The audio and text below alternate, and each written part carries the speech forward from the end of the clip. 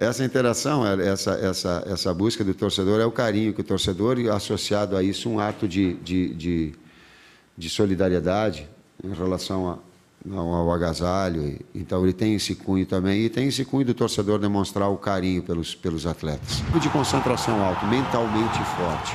É jogo para estar mentalmente forte. Nível de concentração alto, sim. Desempenho para fazer o primeiro gol, sim. Tem 90 minutos, os primeiros 90, nós estamos perdendo 2-0, tu tem que ter, né, a devida velocidade quando tiver com a bola, sem confundir com pressa.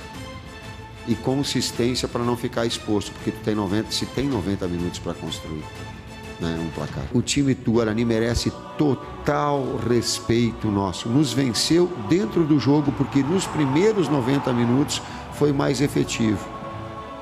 Marcou melhor e fez os gols. Ponto. Nós temos que reverter isso. Jogando.